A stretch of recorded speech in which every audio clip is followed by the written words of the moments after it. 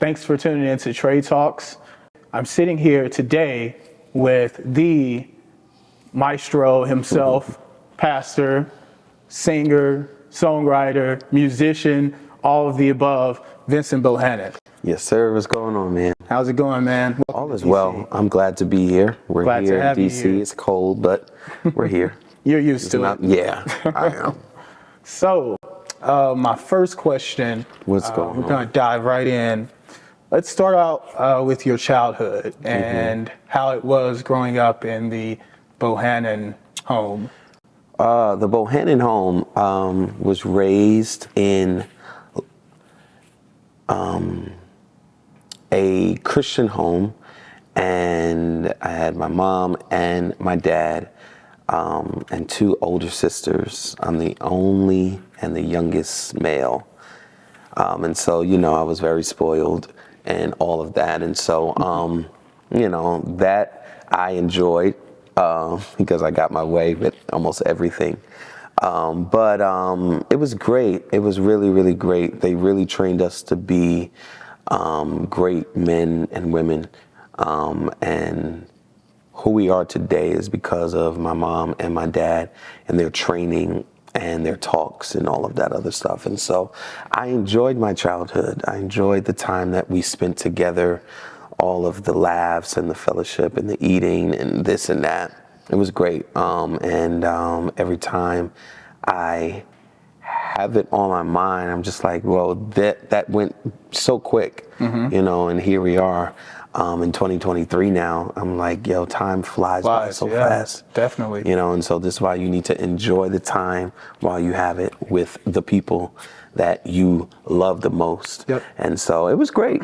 It was great, Nice. just to put it, all together. It was great. Nice. Did you all have any family traditions that you all... Family traditions, we would eat together on Sunday mornings before we left for church. Nice. Praying together in the car before we left for church and stuff. And so those are always in my mind all the time. I'm like, oh yeah, I remember that. And so those are pretty much traditions, but we were always together. If it was out to eat, church, whatever it was, or just chilling, we would always have that time together. And we were a great family. Nice. Family, yeah. What's one of your most vivid childhood memories? With church or with my family or what? Let's say with your family. Yeah. Oh, my family. We've had so many funny moments with myself and my sisters. We would play church, Of course, I was the pastor. I was the choir leader. And so I think those times prepared me for who I am today.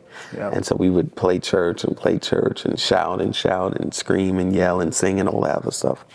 And we were some churchy kids. Same here. And we still are, and we still are today. And so, I think those times were just wonderful times that we had together.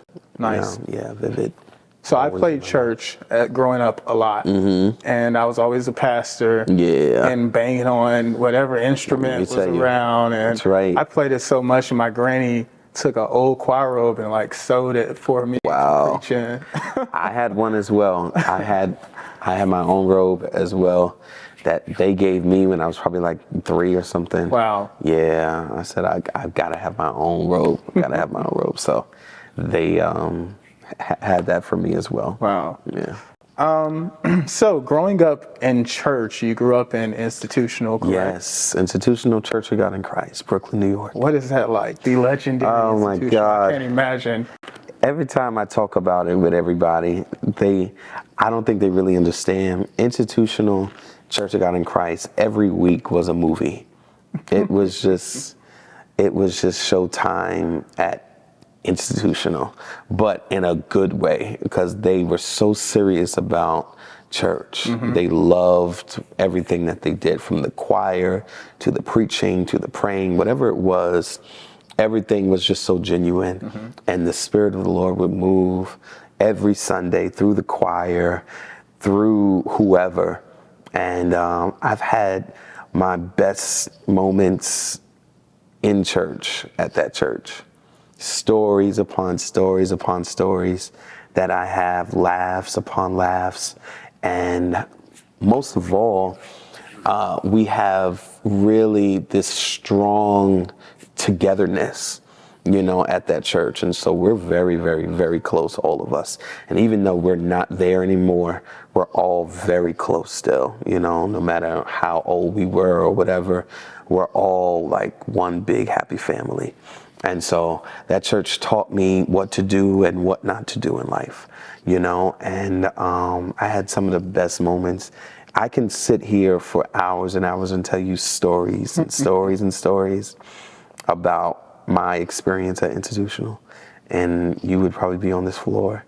I'm telling you, you wouldn't believe it. I'm telling you, it was literally like magic, from the choir to the singing to the praising, and it was just great.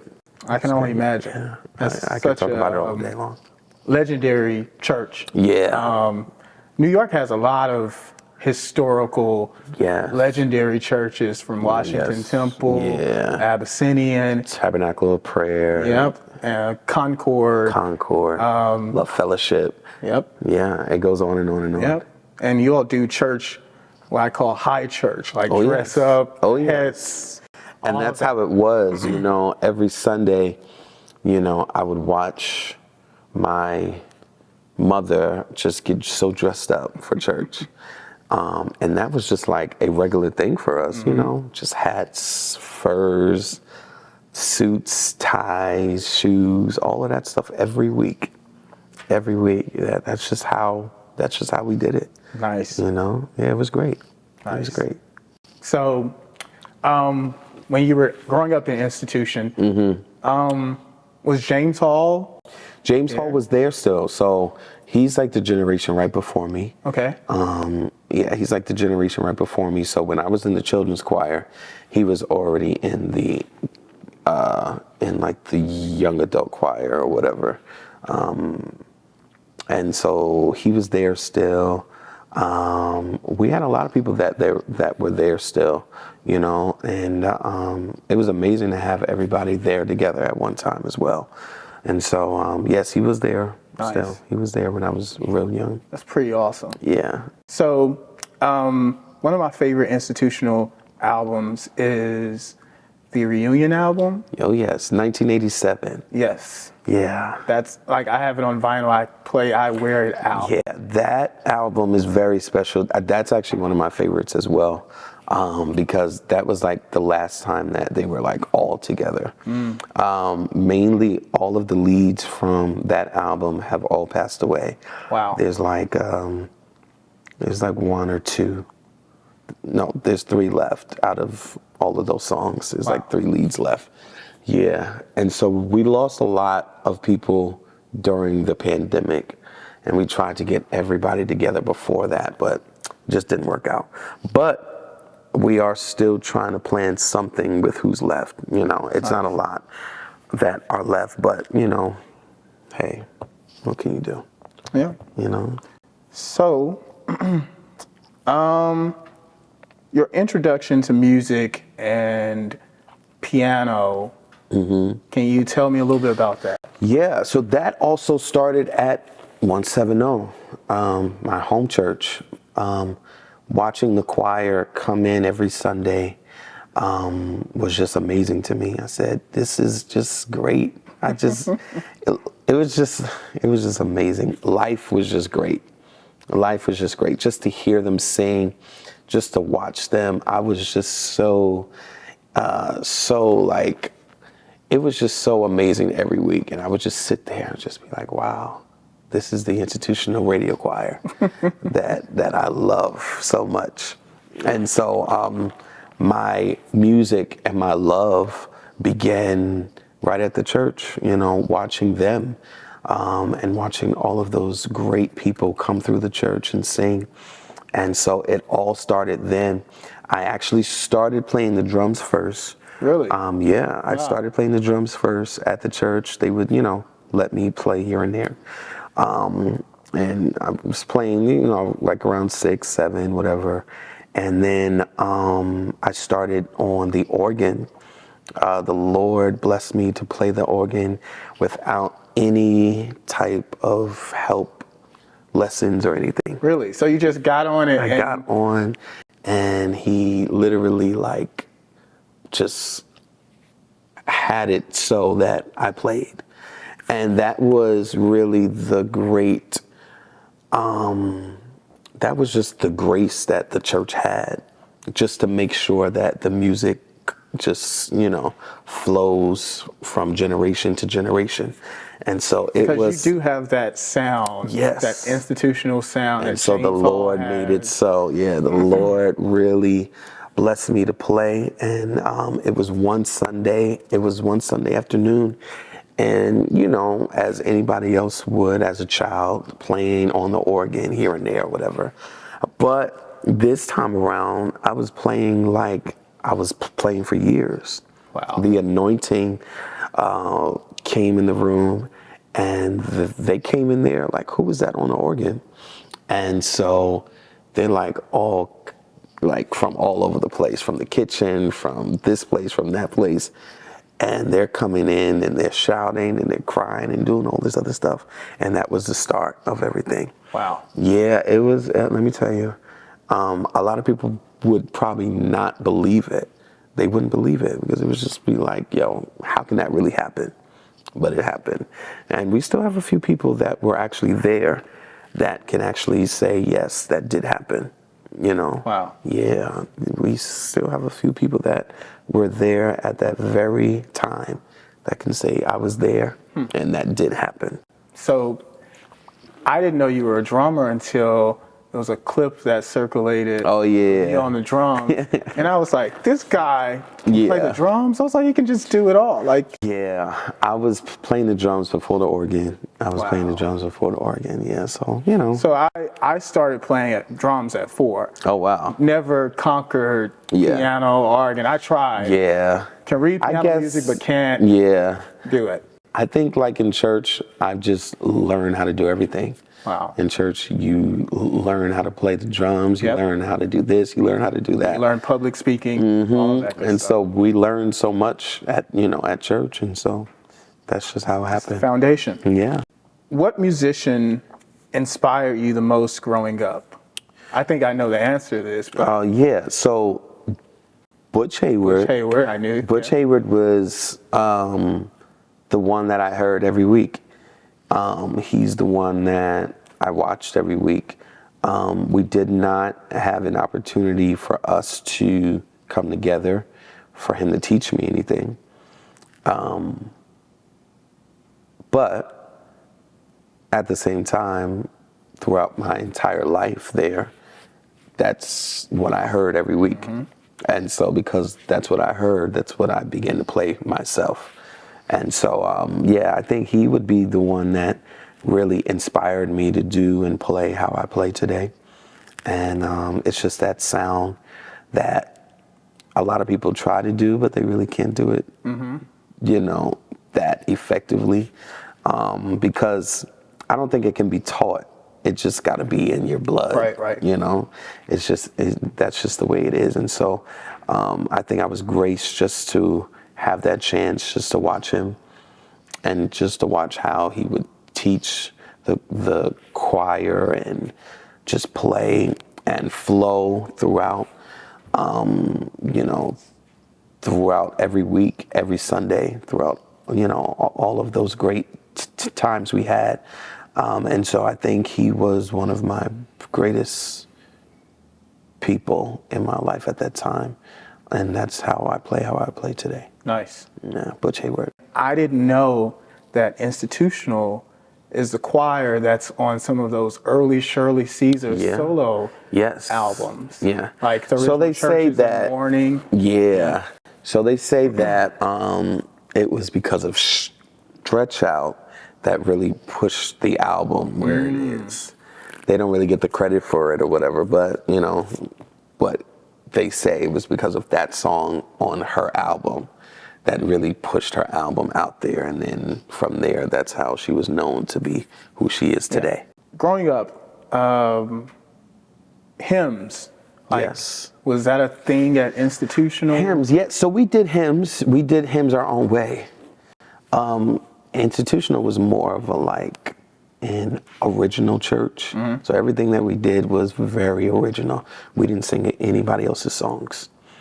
And that's why I do that today with my own choir. We don't really sing anybody else's songs because the Lord has blessed us to write our own songs. And that's the type of church that it was. It was just so great because we had our own songs. It was like we were really in our own world, really. So we really didn't have to sing anybody else's songs. We weren't really trying to, be like anybody else. Right. We were who we were, and whoever else wanted to try to be like us, that was on them. But we never tried to be like anybody else or anything of that sort. But hymns were sung in the church. We didn't really sing it out of the hymn book or anything of that sort, from what I can remember. But when we did do the hymns, we did them. You know? Nice. Favorite choirs growing up outside of Institutional? Really and truly, Institutional was really all I knew at one point. And then Hezekiah Walker and the Love Fellowship Crusade Choir, the Crusade Choir, and James Hall Worship and Praise, of course.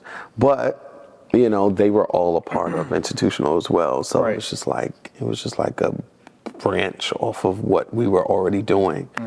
But yeah, and so that's how I got to know who they were, because it was pretty much people from the church that joined the choir and stuff, and James was a part of the church, and you know, all of that other stuff. So those two choirs were probably one of my favorite. And then when I got in my teenage years, my early teenage years, I really fell in love with Charles Hayes and Cosmopolitan. Yes. And then when I got into my late teens, Clay Evans and Fellowship. And so, yeah, I'm in love with Chicago. I love Chicago music and history. Their choirs and the sopranos and all of that stuff. I go crazy. When I hear that sound, because that sound is so rare. Oh my God, you just don't even hear it in church anymore. It's just so depressing. But yeah, so those two choirs outside of James Hall and of course Bishop and his choir, I would say those two, Charles Hayes and Reverend Clay Evans. Fellowship's one of my all-time favorites. And Dr. Charles G. Hayes. Fellowship was just on a totally different space. Even when you go back to just the videos and stuff, the beginning, those first albums. Oh my God, he was ahead of his time. Way ahead of his time. And I watched all the videos, and yeah, I just love Fellowship a lot. You know. So let's go to the next section. Talk about you as the artist, songwriter that you are. At what age did you write your first song, and what was the name of it? Age 6, Come in My Life. And I remember it so well because 6 my years mother. Old? Yeah. Wow. And I have all of my original papers and all of that other stuff. My mom saved all of that stuff, thank God. And I have it all still. At age 6, I was writing my own songs. Come in My Life was our first song. And I taught it to Crystal and Vicky. And I said, yeah, I have to sing this song. And of course, they were drained. I don't want to sing and all this other stuff. But, you know, that was my first song. And I'll never forget it. You know, age 6. Nice. Come in My Life. That's amazing, man. I didn't start writing till probably 14, 15. Yep. I would get my cassette player and record and all of that. And next thing you know, I had songs. It was Nice. crazy, yeah. Nice. 8-6, I have it right. Yep, it was amazing. So you in the CEW youth choir. Yes. Tell me about that. CEW was, it was my generation of the children's choir. Okay. So after we got a little older, we didn't want to sing in the children's choir anymore. And then they allowed us to have this choir. That choir was basically, as soon as you turned 12 or something, you were able to join. So it was from like 12 to like 18, 21. And by that time, Butch was already gone, and I was the main player at the church. I was the main one at the church to play. Really? Yeah, the main musician at age 15. Wow.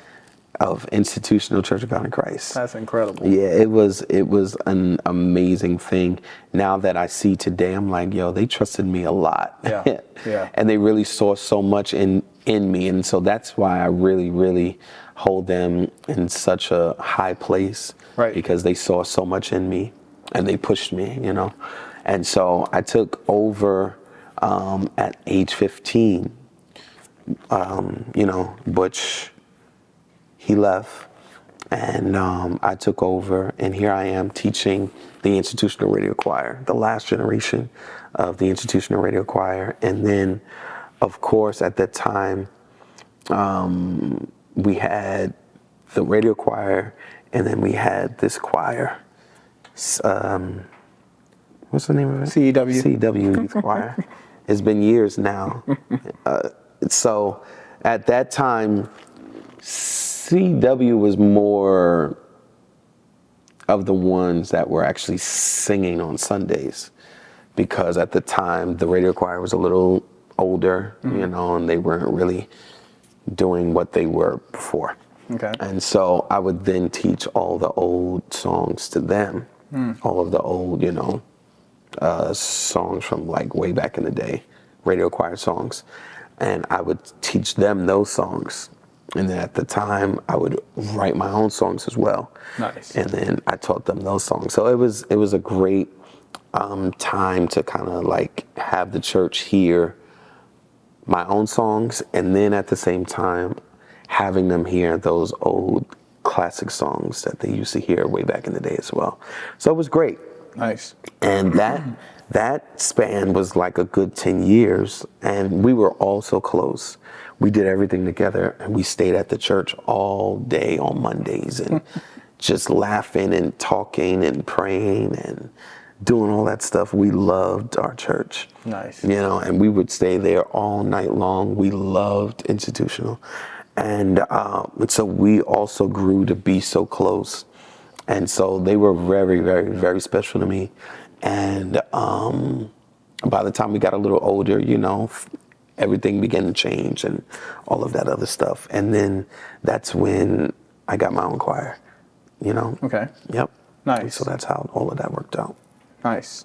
And people have been following you on social media for a there's while. people We that's kind of been saw following you. me since Heaven, when we put that out. I don't know what year that was now, but they've been with me for a long time. And so just to see the journey, I'm sure, is probably like so amazing to see how I was at my home church, and I love my home church so much at the time.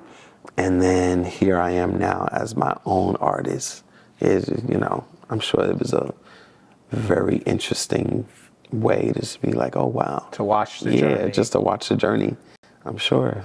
So sharing your musical journey with the world, like, what made you choose to do it? Like, to be that open with it? And because I know as artists, you know, we can be sensitive and all I didn't that. know, if this is the way that you're asking, I didn't know that it would become this way. I just wrote out the journey. I didn't know that it was going to be this big. I'm just here doing what I love to do. And then what I love to do just turned into all of this. And so at the end of the day, this isn't really anything that I kind of like really wanted. It's just something that I've always had it in my heart to do. And I love, what I do. And so it just turned into this whole big mass project that we see today, with all of these people and 2 choirs and traveling here and there and hit songs and all this other stuff. It's amazing. The journey is amazing. Yeah, it's been amazing to watch it. Yeah, I'm sure. I really have to do something where I can just like tell like my whole story from like beginning to where I am today, because it's so much packed into the span of like 20 years, or, it's just like amazing, it really is. Yep. I have to say, I don't know if I've witnessed in gospel music anyone sharing the journey like you did, from building the choir, from you working through material like on the spot, on camera, teaching the choir, all of that. So that was like our thing that I think got us out there at the time, and nobody else was live at all at those times. I think, and if I'm wrong, I'm wrong, but I think we were the first ones to go live during like choir rehearsal, where I would like teach songs and I would allow people to come in and watch and see how I would teach the song. And then they could see how I would teach the song, and then 10 minutes later, it's a whole hit. Right. And so they had the opportunity to now watch that every Wednesday. We came together every week, and we would have so much church in rehearsal. It was a whole service. We would start off with prayer and praise and worship, a prayer line, and all this other stuff. It was, and I think for the people that were on the outside, they had the opportunity to now watch and see, well, like, wow, this is very neat just to watch how they have like really put all this together, And so by us having the chance to now, go live and all of that other stuff, I think that was the thing that really put the songs out there, where they heard the songs and they were able to learn the songs on the spot, just like the choir. And so by the time we put the song out, it was like, oh my God, I have to get it. Right. And so that's what pushed the songs out there. So with, We Win, He Reigns, and all those other songs, they had the chance to watch it. And then they said, yo, I got to have that song in my phone. I don't want to watch it on YouTube no more. I got to have it on my phone. And so they had the recorded version now. And so I believe that's what really pushed the songs where they are today. I have to agree with you there. Yeah, I think that was the key. And you see a lot of people, going live and stuff now. It's nice. But I think they caught on to our whole way of having our songs out there, And so I really wasn't worried about anybody taking the song or anything of that sort. I just wanted everyone to know what we were doing. And so you see a lot of people, doing it now because it works. It works. And so that's how the people now have the chance to learn and all of that other stuff, the songs and the lyrics and all of that other stuff. So it's great. I remember when, I don't remember, maybe it hasn't been a song before He Reigns, but that's when I started like tuning in, and we connected, and I was like, hey man, you have to come to GMWA or to the Darcy convention, because I was like, man, they need you. That was back when I was songwriting. So my first GMWA that I had the chance to teach a song was 2007 in Orlando. I was so scared. I'm like, bro, all these people here and all this other stuff. And I'm like, I don't know if this is like too corny for them. But they turned that place out with that song. Nice. Yeah, it was crazy. Do you remember what song that was? King of Glory. I actually taught it to the radio choir first. I said, well, it's pretty good with them. Let me try it with them. And they turned that thing out at GMWA. Yeah, it was crazy. With sharing your musical journey, were you nervous at all about how it would be received with the world? I think I was more nervous at my church. Being so young, having to teach these old people, and they're so used to one way. Butch was there for many, many years, and so they're used to him, and so they're used to the way that he would teach and write and all this other stuff. And so now they have this teenager coming in and trying to teach his own songs and stuff. But they say that they did the same thing to him when he was my age. Yeah, so I guess that's just something that they did. I don't know. So I was a little bit more nervous to play my new songs around the older generation of the church and of the choir. Because I know they were probably like, what type of songs are these? This is not Butch. This is not, J.C. White and all this other stuff. So I think being there was a little like intimidating sometimes because I didn't know if they would really like it, all of that other stuff. But Carl Jr., Bishop Carl Jr. would always tell me, sing your songs, pay them no mind. You sing and write your own songs for these people that are here now. Don't ever worry about, about the 60s and the 70s and the 80s and the 90s. All of that has already went on by, and he would always push me, teach your songs, teach the new songs, teach the choir the new songs. I don't want to hear this song, One More Day, Talking Over Jesus and all those other songs. I want to hear your songs. And so he really pushed me to really just write and to teach and to write and to teach. And so next thing you know, I was writing and teaching almost every week as well. Nice. New songs, yeah.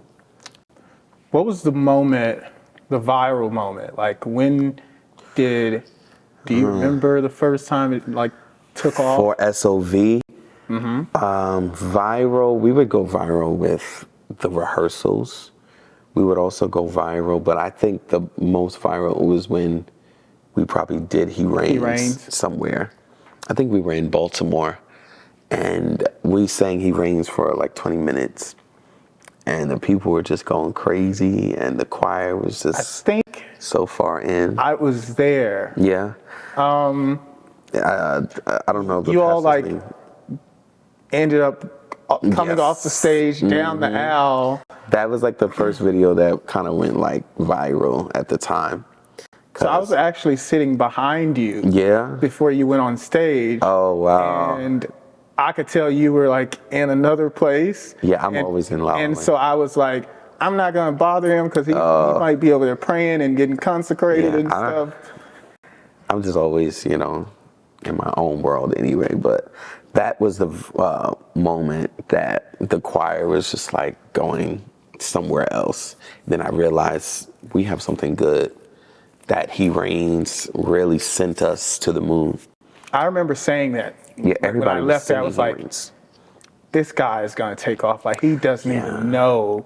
I didn't even know. Let me tell you, like I said before, I was just doing what I love to do, and but He Reigns, that song went, and the people sang it everywhere at almost every convention and conference and Church of God in Christ, Baptist, AME, whoever it was, they were singing He Reigns. Yep.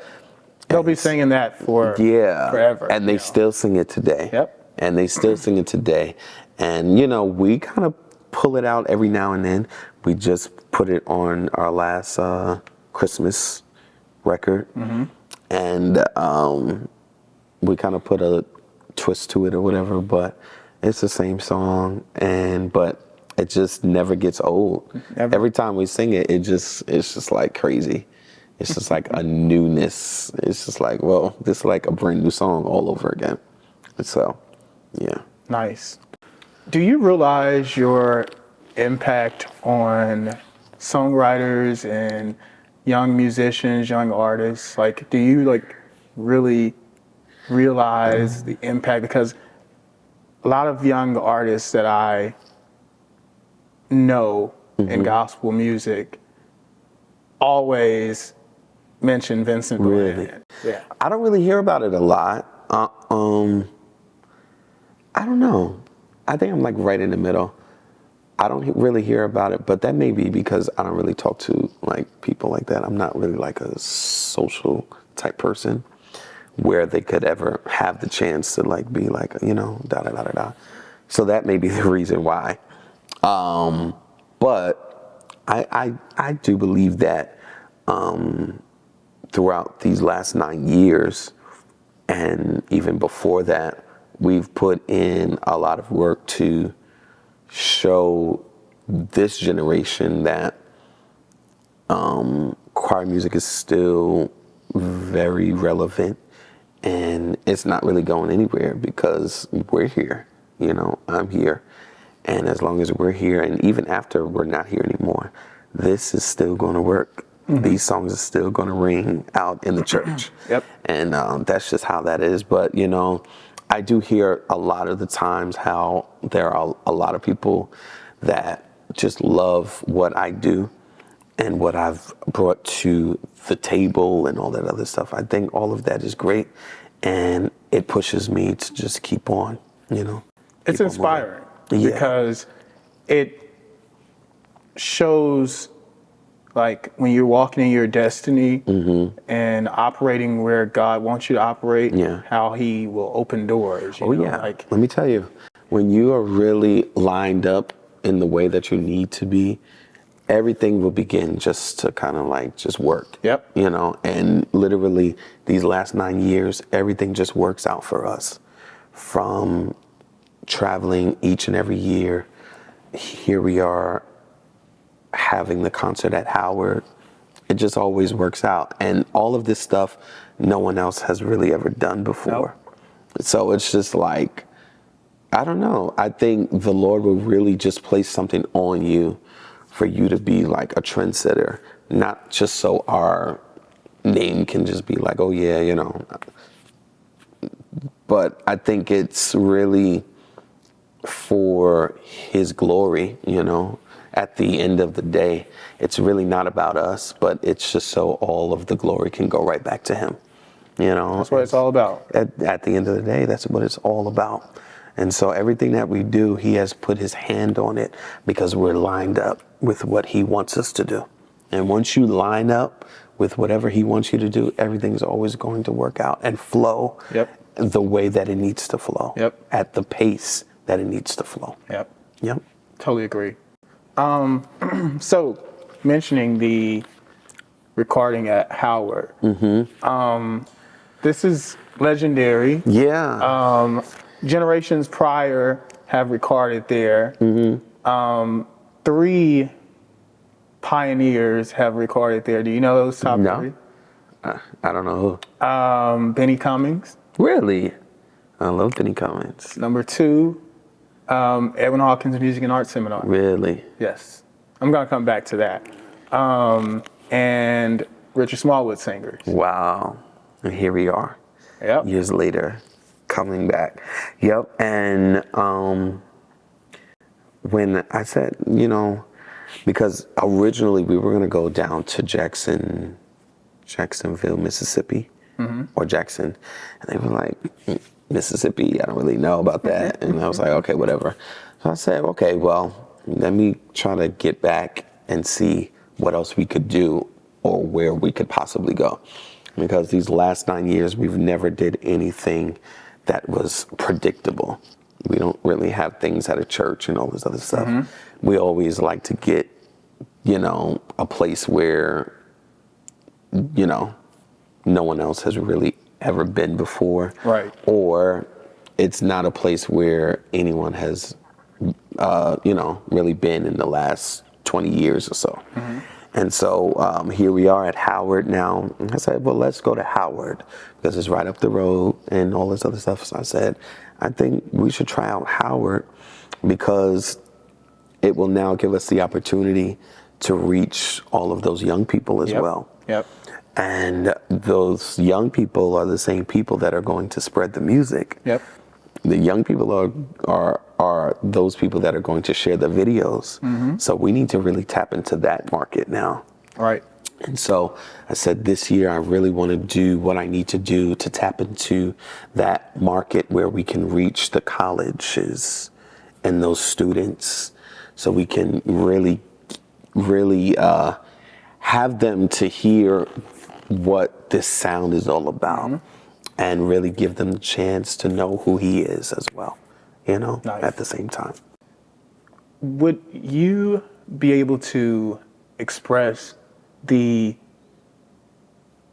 difficulties of being a gospel artist in this day and age and what those challenges look like? Yeah, it's Because the very industry's, challenging. Really changed. Oh yeah, the industry has really changed on so many different levels with the streaming and just with choirs in general on that level, in that area. There's so many different areas that bring us challenges in 2023.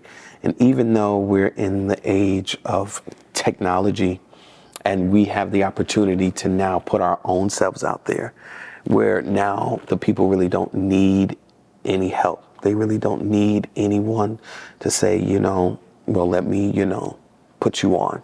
Because really and truly, you need to put me on because I'm already out there. Right. So, that's just how it is in 2023. And so a lot of it is really working on your own now and really putting in the work. Putting in the work. And I can say we've put in the work, raising the money and all this other stuff.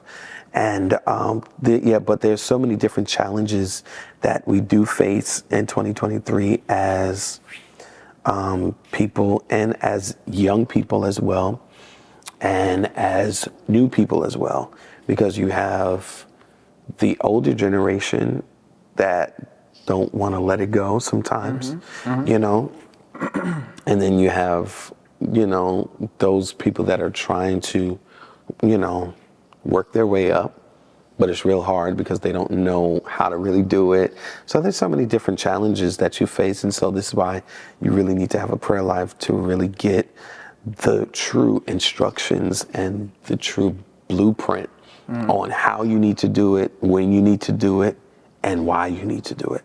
You need to know the how, the when, and the why. And through that, you'll begin to see that everything will begin to flow the way that it needs to. Nice. Who are some of your favorite songwriters? Like Bishop J.C. White is top one. Bishop J.C. White is one of my favorite songwriters of all times. His songs were very before its time as well. Very much so. Yeah, very, very, very much before his time as well. I also like What's your favorite J.C. White song? Talk It Over Jesus, When in Doubt and Despair. That's my second favorite. Anytime. First is Please Touch Somebody. Oh yeah, that was a great one as well. That's the J.C. White singers. Yep. You ever heard Clay Evans then? Yeah, all that screaming in the background. I love it all. Talk It Over Jesus is one of my favorites. Every time they would play it on a Sunday, I would get excited.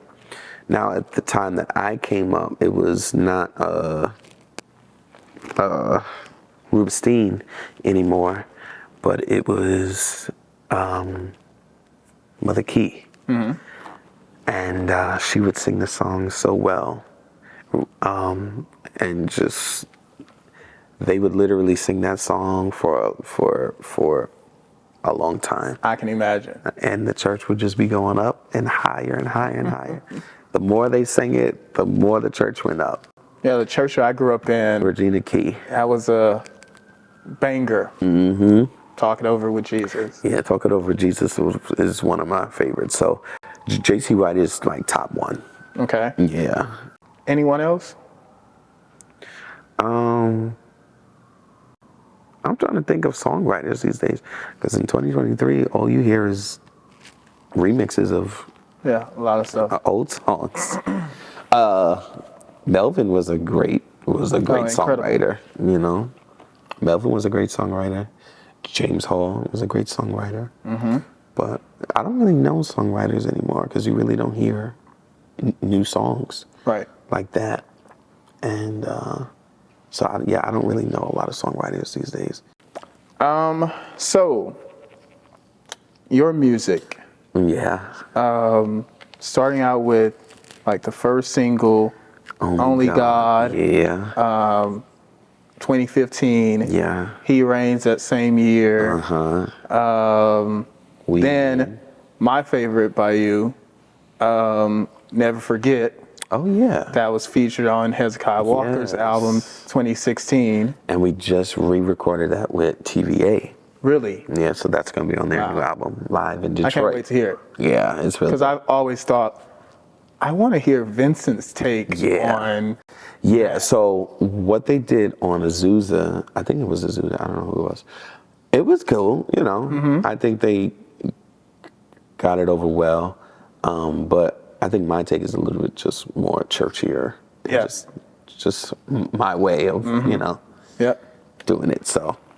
Then you had We Win 2017, Road to 5, Yeah. 2019, One Sound, Yeah. 2021, Live in Chicago, another one of my favorites. Y'all churched on there, man. That whole recording night was just a story as well. It was amazing. Where'd y'all record that at? Greater Harvest in Chicago. Yeah, I thought so. Because I had a friend of mine that attended the concert. It was a blizzard. And he was like, that's what he mentioned. It was a blizzard. He was like, man, we churched something terrible. It was a whole blizzard, and those people came out in tambourines and furs, and we just had so much church. It wasn't funny. It resonates on what you. Yeah. You can really, really hear it, but if they really had everything on there, let me tell you, that thing would be so churchy. Then you had Higher. Oh, yes. 2022. Yes. With the Victorious Army. A Quiet Christmas 2022. Yes. Then you just dropped a new single today. And I've told you, I've played it like 10 I love to call him. Was in Brooklyn the gym, just like playing it over South and over. Carolina. Yeah, I love that ending, man. It's incredible.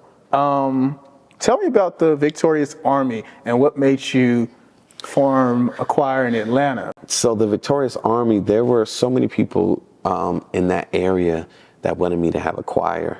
I was like, I don't think I want to have two of the same choir. I said, now, where we are up here, Sound of Victory is just their own choir. The people, they know everybody in the choir. I don't think we can have two of the same choirs. So I said, if I ever get another choir, I want to have a totally separate choir. And I want this one to be a little bit more traditional. And so that's what they are. They're going to wear the robes and all that other stuff, and they want to march in and all this other stuff. That's who they are. And I actually teach a lot of our songs from back in the day, you know. And I taught that to them, 170 songs, my old songs that we really don't do anymore, and I gave them those songs as well. So they have more of a traditional sound to them, and at the same time, I want to keep the sound of institutional, you know, ringing in the people's ears as well. So Higher was an old song? No, Higher is new. Okay. Higher's new. So you wrote that one recently? Yeah. Okay. Higher's brand new. And because I said they need a song that's really going to get them, you know, out there, whatever. And so I wrote that song for them, and they recorded it at their recording last year. It was great. It was a wonderful night. I do think I remember Live in Detroit, yeah. when you were starting out and Yeah. videos were going viral, and I would see in the comments people would be like, "Oh, you need to start a choir in Atlanta. You need to come to Atlanta." I was like, yep. So we always had those people. And so TVA consists of people that are from Chicago, North Carolina, Mississippi, Alabama, Tennessee, wow, and Atlanta. wow, Of course. Georgia, I should say, because they're not really from Atlanta. So there's actually only a few people that are actually from Atlanta. Everyone else is from the surrounding areas. nice. And so we come together every month for 2 days. And so we have one incredible. rehearsal Friday night. Then we come back the next day at 12 noon. And then I get back on the plane, come back home for church. Wow. You know, so I do that every month. And these people travel. They travel. Like, that's They incredible, travel, man. they drive, they spend money for hotels, Airbnbs, and all That's that other stuff. commitment. Yeah. That's it sure incredible. is. It's amazing. So when will Live in Detroit drop? So I'm trying to get the timing of everything because we just released the Christmas project in December, November, whatever it was. Then here I am turning around and going to release a single, which we did today. I Love to Call Them. And then we've got Live in Dallas that needs to come out. Then we have a Live in Detroit that needs to come out. And then I got my church record too with the Winners Assembly Singers. There's so many different names. I'll be like, wait. So you got TVA, TWA, SOV. Nice. Yeah. So they all have projects just waiting to come out. That's incredible. So I'm just trying to see like the timing of everything, when it needs to come out, the singles and anniversaries and all this other stuff. So just trying to get all that together because you have to really strategically do everything. You know, you just can't put things out just because. Right. You know, you got to have a plan to it. You know, and so we're just trying to get the plan together to see what that is actually going to look like and all that other stuff. But it'll be out. Nice. Yeah. I like the mix and the mastering, like what I hear on the live record. Like, who does yes. your mixing and mastering? It was produced by David Caton on all of the projects from Only God up into Live in Chicago. Okay. Live in Chicago is one of my favorites because you can actually hear the people and stuff. That's what I like. Because I feel like in gospel music, You don't they got hear to that a at all. point Oh my God. to it where turns me- they just stopped. Yeah. I think one of the last best live albums that you actually heard the audience was Donald Lawrence's Finale. Oh yeah, that's And true. then when I heard yours, I was like, yes, he captured the audience. Like, That's what I wanted. I said I wanted to capture the audience because the audience is what brings it out even more. yep. You know, and that's what I've always loved about the projects from way back in the day, James Cleveland and all them. You can hear the people like crying and screaming and hollering. Let me tell you, that's what kind of puts it, you know, and so I love that. And so I tried to really get that on the last project, Live in Chicago, and we're going to try to do the same for this project as well. Nice. Awesome. Yep. Live in Dallas. Awesome. Kevin Lemons, we just lost him. Rest in peace. Yeah. Can you tell me about your friendship with him and memories? We're on the same label, and Under Hezekiah Walker's His House Yep. Entertainment, yes. His House Entertainment. And so being on the same label, we were able to get a lot closer. I've had him at our Easter concert. He had us at his Thanksgiving concert, I believe it was. And so he would always sing our songs and stuff as well. I believe he covered He Reigns and he covered something else as well. And so he had a great gift though. He had a great gift to command a choir. He had a great gift to teach. He had a great gift to be who he was. And that's what I love about it, when people can be who they are and they're not trying to be like anybody else. But I fell in love with higher calling because I said they sound like Tri-City. They sound like a churchier Tri-City. And that's what I love the most. I'm like, yo, they are killing right now. They just have that sound. They sound like Tri-City, but they're not Tri-City. At the same time, they're giving very new G, but at the same time, they are higher calling, you know? And so that's what I loved about it the most. And I'm so glad that they were able to get, you know, the world's attention, Right. you know, at some point where everyone can know who he was and who they are, you know? And so that's what I love about it the most. Yeah. Yeah. How did you find out about his passing? Actually, I landed in Atlanta. TVA was singing in Columbus, and I was flying into Atlanta. And as soon as I landed, all of my texts and stuff, you know, came through, and they told me. I said, "There's no way. How did this happen?"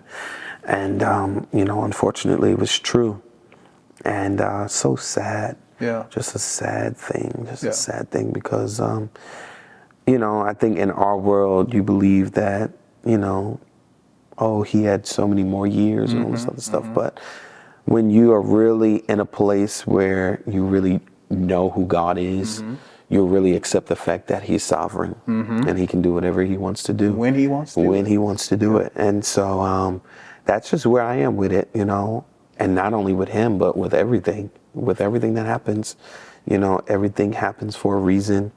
And if he decided to take him, that's just something that we have to really embrace and accept. We may not understand, but I agree with whatever he allows to happen. Yep. And once you get to that point, you'll have another type of peace about it, you know? And so, you know, I have peace in knowing that he did everything that he could here. And that was it, you know. Heaven's choir has to be amazing because there's been so many greats that have passed. Let me tell you, Heaven has the biggest choir, you know. Yeah. Institutional has a large section. It has a large section over there, you know. And we're praying for his wife. Yeah, praying for the wife and family. the choir. I want them to keep on going. Yes. Keep on going. Even though it may be a little transition or whatever, but you know, I'll keep on going. You know, because the people love them. Watching them online, I just couldn't imagine the sound there in person.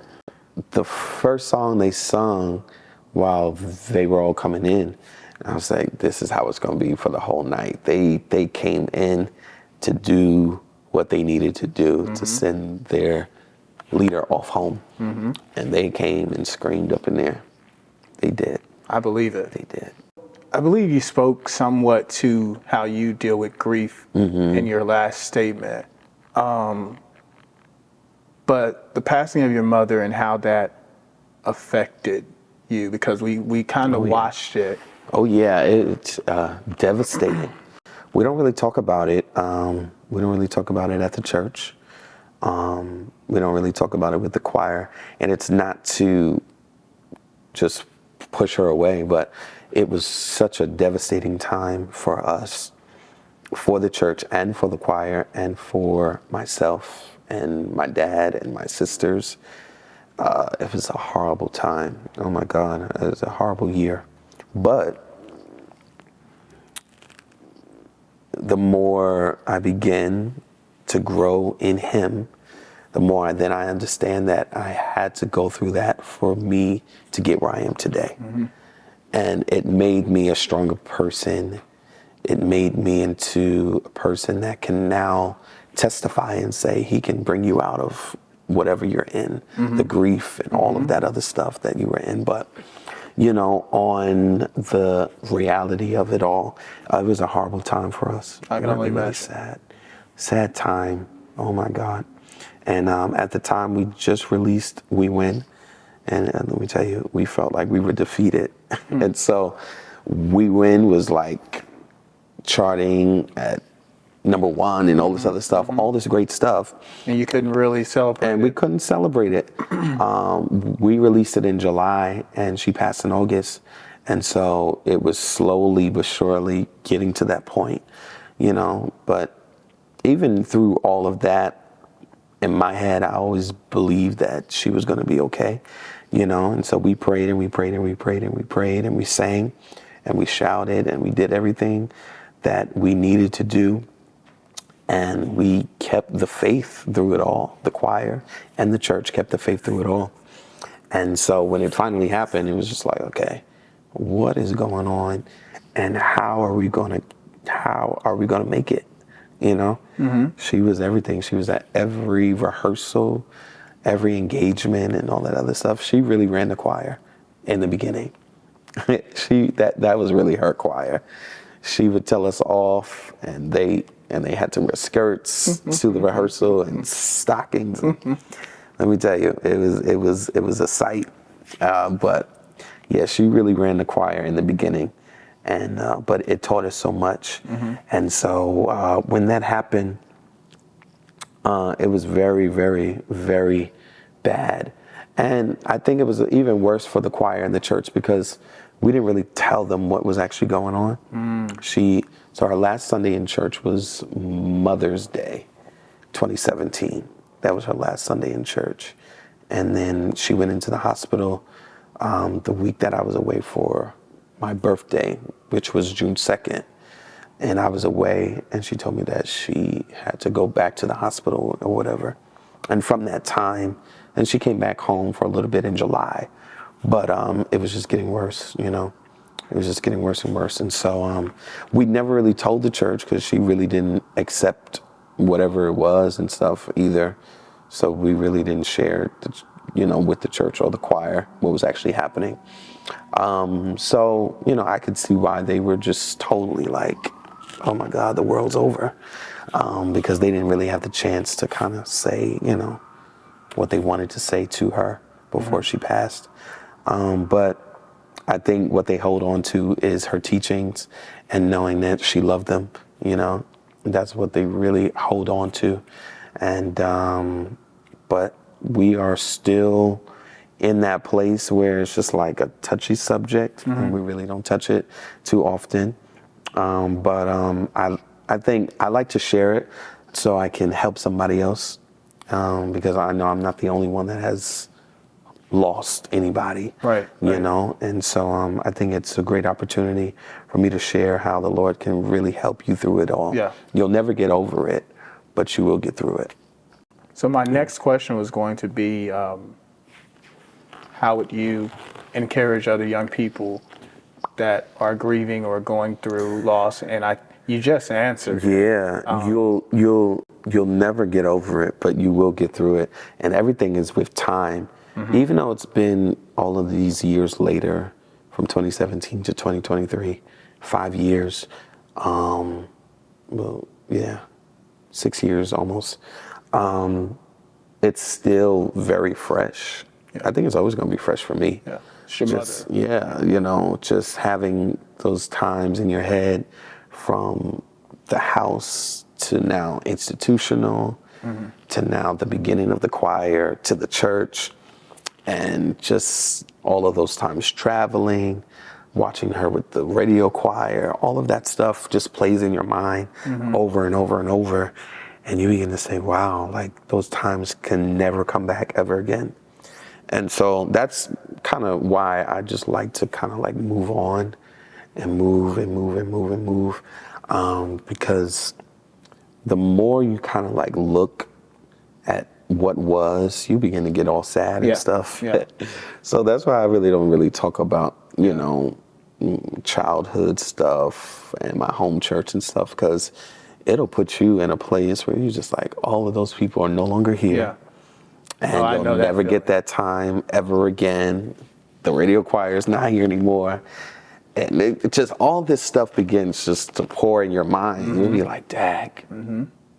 And so this is why I just like to just be like, okay, let me just move on and move forward. Because that's what they would want you to do. Yeah.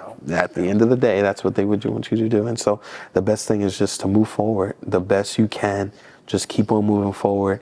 And that's not a sign of like, I don't care anything about them. But I think that is only going to now put them in a place for what they would want for you, and they would want you to keep on going, keep on moving. Awesome. Let's talk about you as a person, because we just know the churchy you and the music and the songwriting and all that. What do you enjoy doing in your spare times besides writing music? Like, what are some of your like traveling. hobbies? So I like traveling. I like to see the world. I like to go to shows, Broadway shows. I like to go out to eat. I'm a jokester. A lot of people don't really know that side of me. I don't really talk to a lot of people. I'm a true introvert, so I like to be by myself most of the time. So if I ever am with anybody, that means like you're really close to me, and but I'm a very, very kind person. It can come across as something else sometimes, as if I'm, a Mean little or standoff, mean, shady and stuff. So I get that all the time. Yeah, but I promise you, I'm not like that at all. But I just don't have it in me to want to get to know you like that, I don't know if that's rude or whatever, but I don't want to know everybody, and I don't want you to really know me either.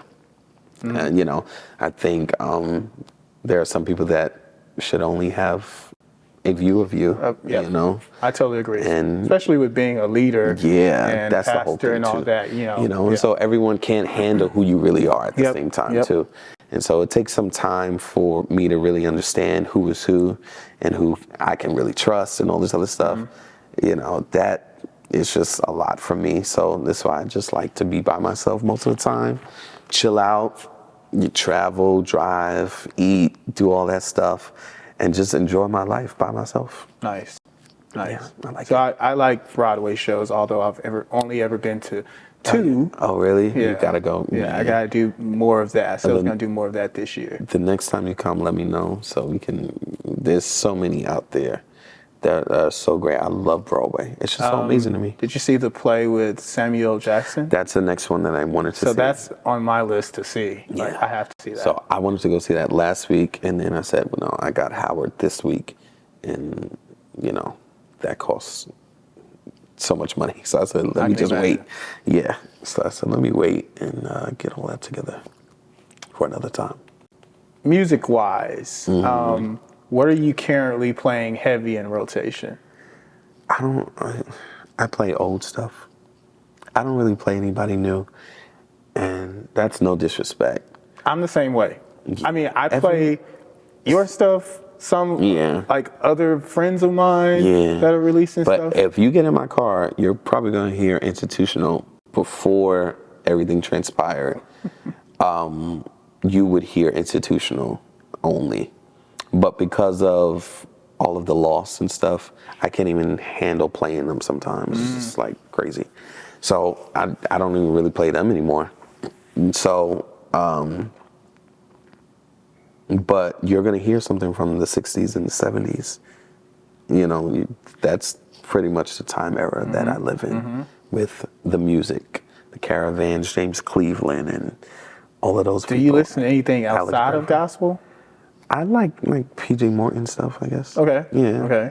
That, even though that's like a little churchy too. So I can't really get around that. I do like classical. Okay.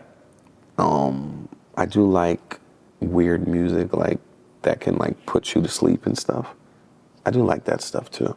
I don't even know what you call it. Earth sounds. Earth sounds. Yeah. Okay. Earth music, whatever.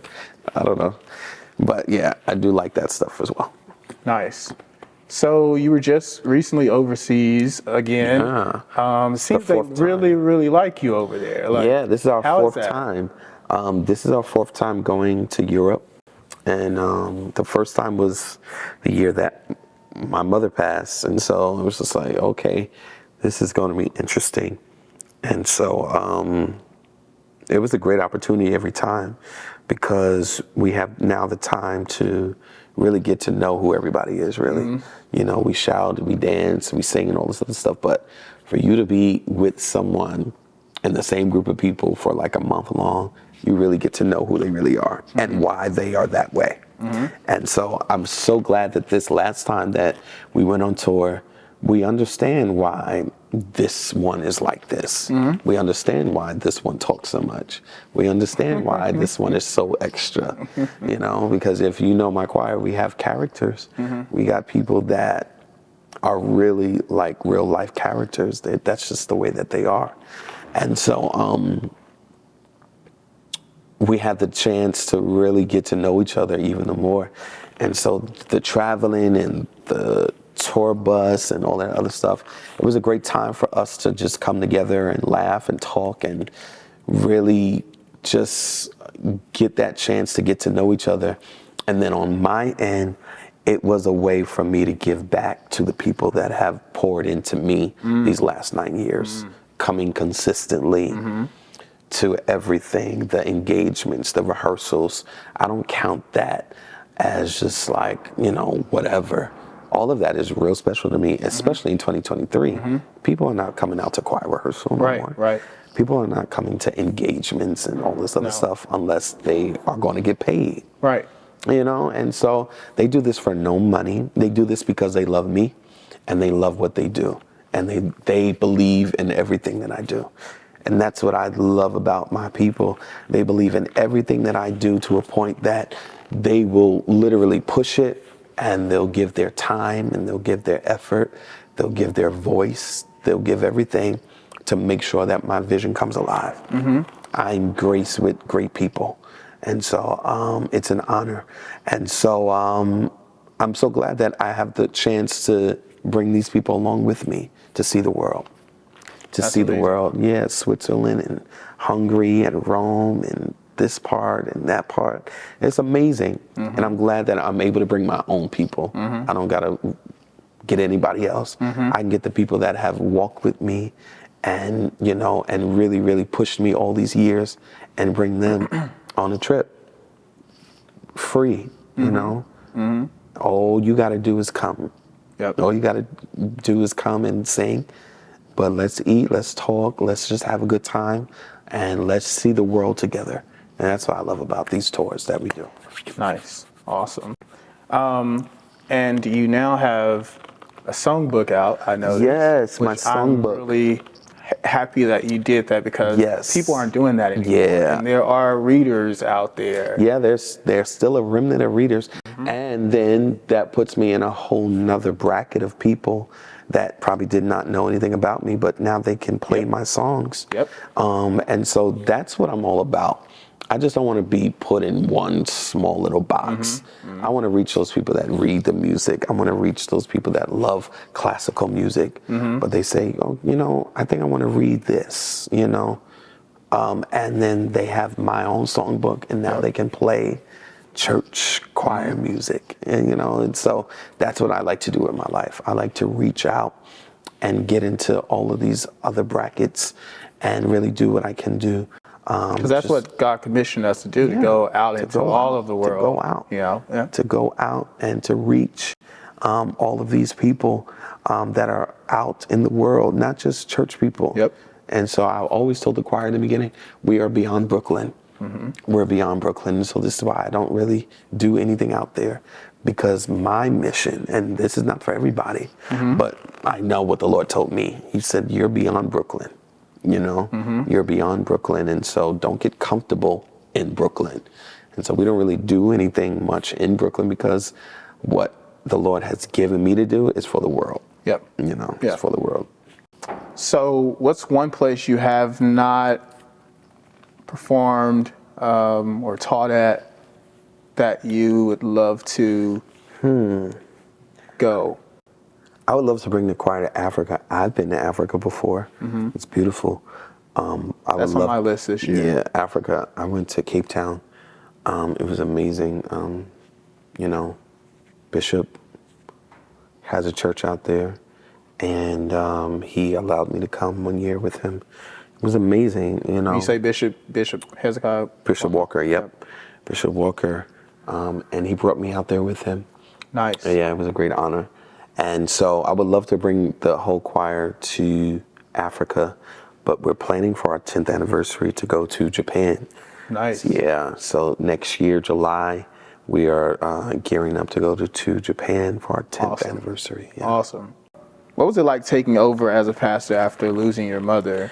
I think as I was younger, I always wanted to be a pastor, as we've already talked about in the beginning of the interview.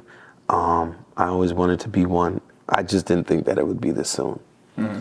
I didn't know that it would be this soon, as I was now in the beginning of my career as an artist. Mm-hmm. And now the Lord puts this on me to now cover a church. Mm-hmm.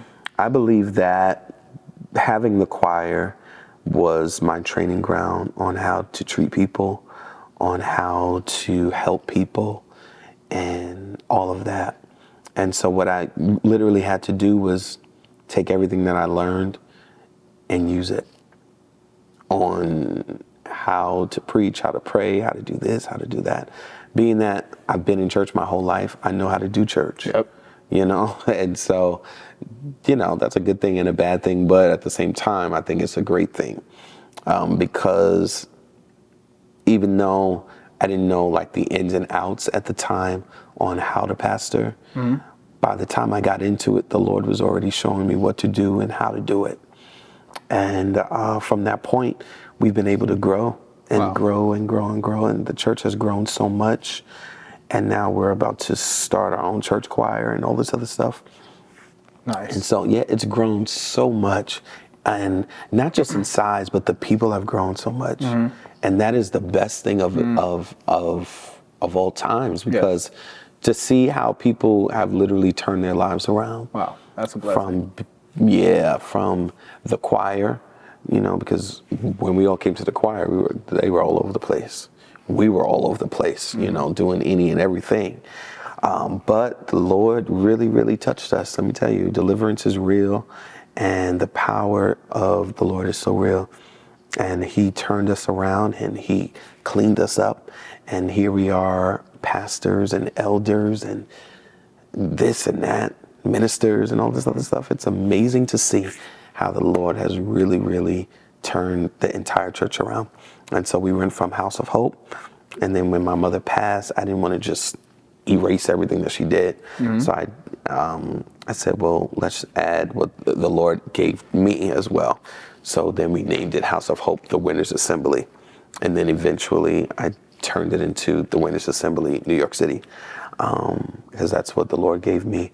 And here we are, we're growing, and we're doing everything that we need to do for the church and for the people and the community. Nice. And the people that we have the chance to preach and teach to. What's one thing pastoring has taught you? Patience. How to be patient with people. The Lord is patient with us. Mm-hmm. Mm-hmm. He's very, very patient with us. Mm-hmm. And sometimes we don't give that same patience and love to people, you know, to other people. Yeah. And I've learned how just to be patient with people. There's a reason why people are the way that they are. Yep. There's a root to it. Yep. And so once you get down to the root through conversation, through having that one-on-one time with them, you know, you can really get them to now open up in such a way. Mm-hmm. I had to realize that, you know, what worked in the old church is not really working today. Mm-hmm. So sitting anyone down for 6 months, that's not really doing nothing anymore, because they don't care. Right. They just not going to come. Right. You know? And they're probably not going to come back. They're not going to come, or they're not going to come back. So I had to learn that. I said, well, since that's not really working anymore, what else can we do? And he showed that to me by patience and by loving them and by really having that conversation with them and allowing the word to do the work. Once you just preach Jesus, everything else will begin to do the work. It'll fall in line. It'll all fall in line, and the people will be delivered through the word of the Lord.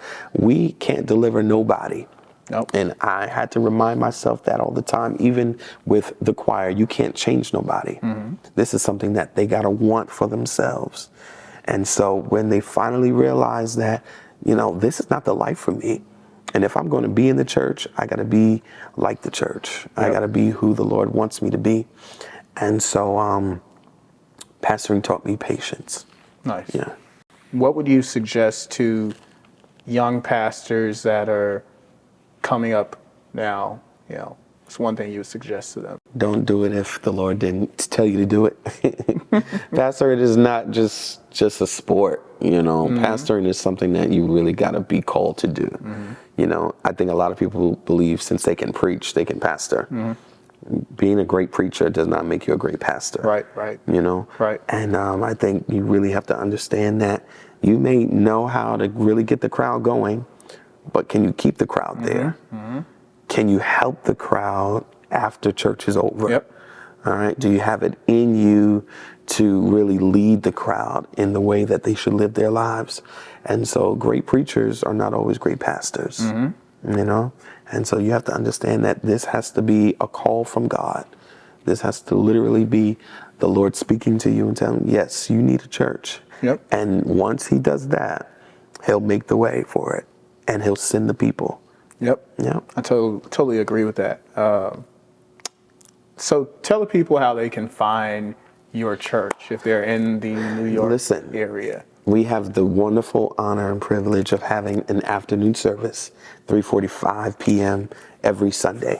And we are located in Brooklyn, New York, 1338 Broadway, Brooklyn, New York, the Winners Assembly, New York, at 3:45. And we're there every Sunday.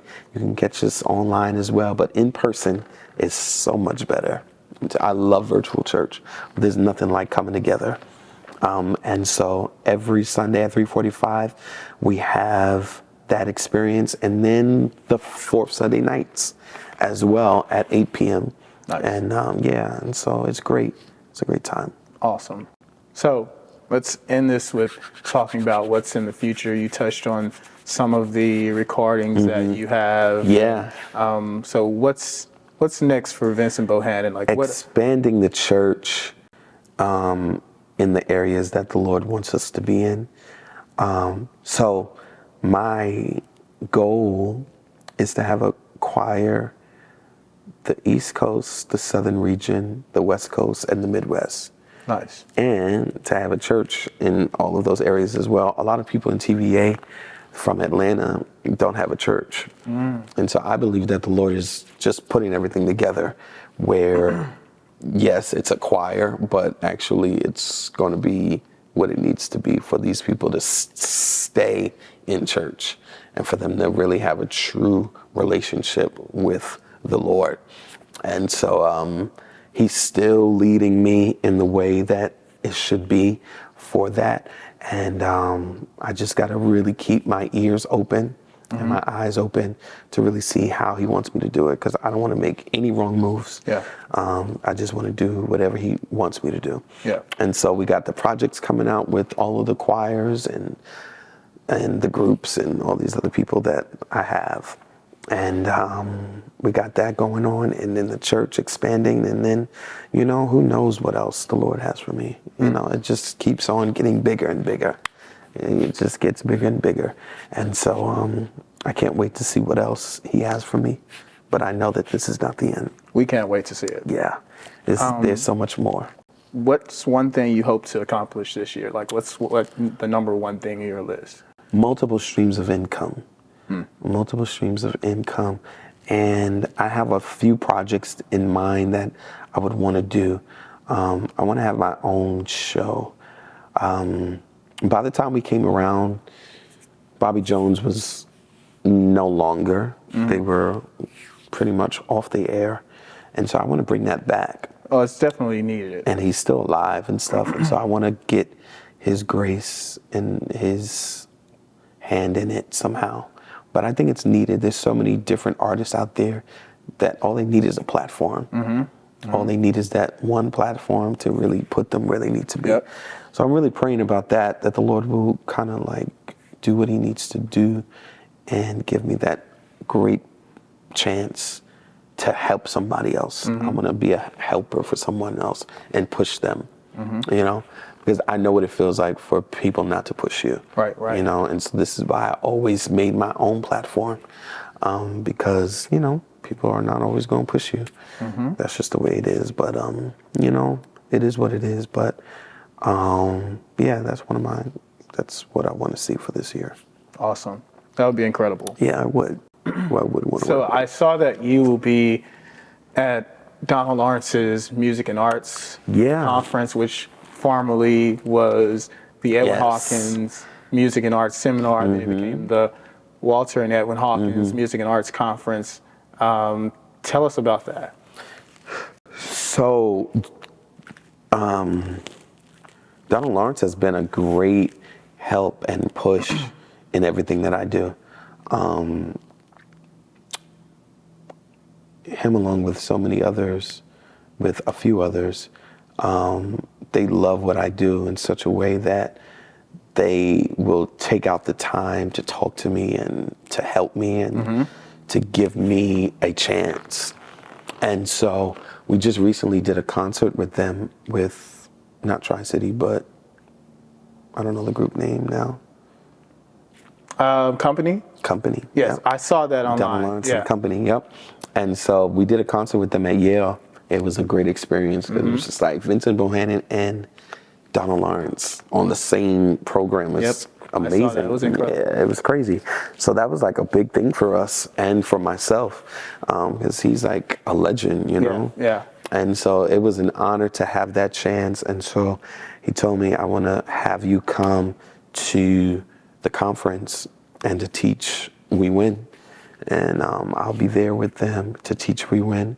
And that song is, you know, such a song where it can reach anybody, you know, and I thank God for it, because I didn't really know what that song really meant then, but it's such a powerful song that anybody can sing, you know, all different types of cultures and people, and white, black, Spanish, whoever, everybody can sing it because it's a universal type of, you know, message that is sent out to the world.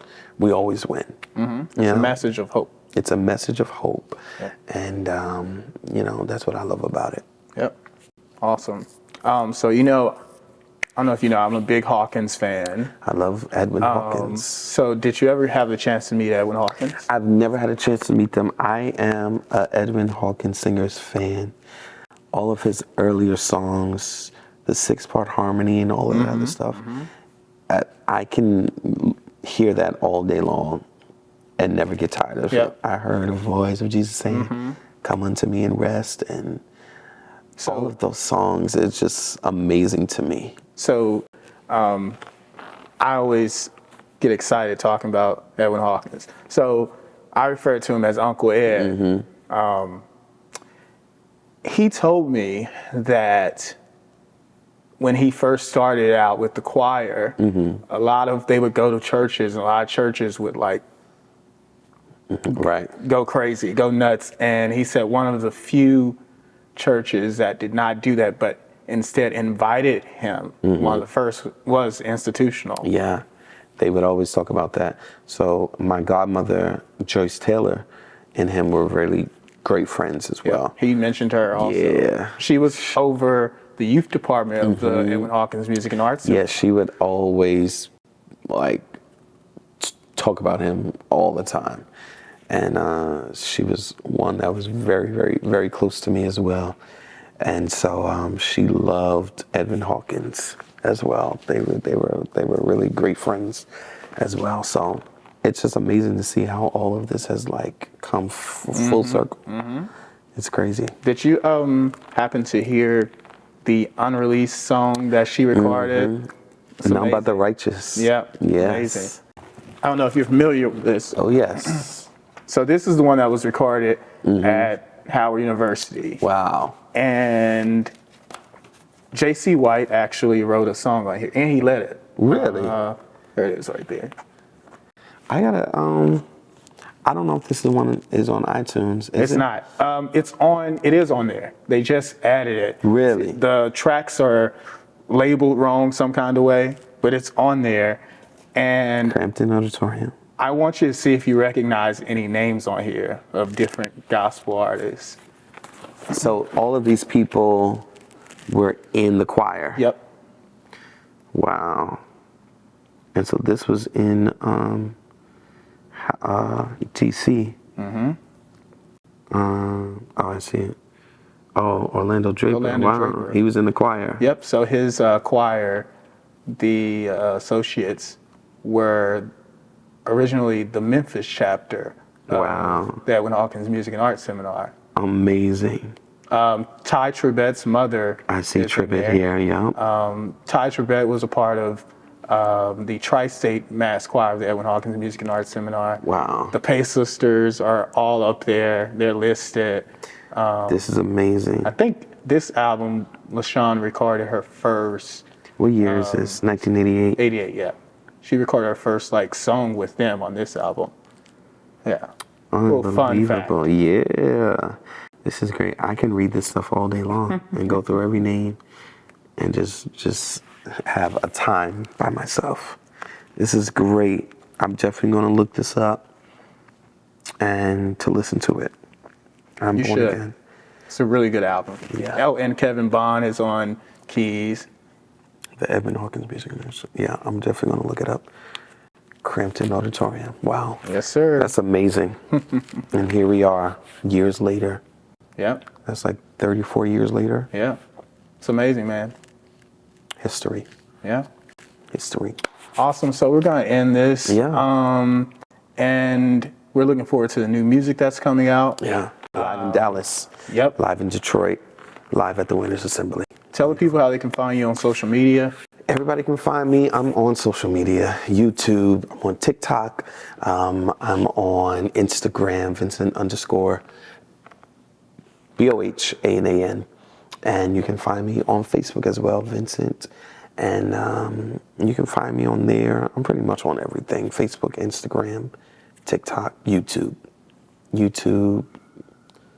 Look our name up. You'll find so many different videos from way back in the day, new videos, everything that you need to find. Vincent Bohanan and SOV, you'll be able to find it.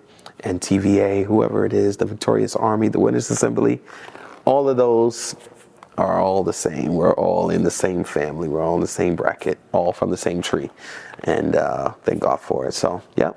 Awesome. Amazing. Thank you for your time. Yes, sir. Thank you for what you do for the kingdom. Yes. Thank you for keeping church music alive and showing that church music and worship music can coexist and can exist within choirs. Yes, it can. And thank you all for watching. Please click and subscribe. Yes, sir. And have a good evening.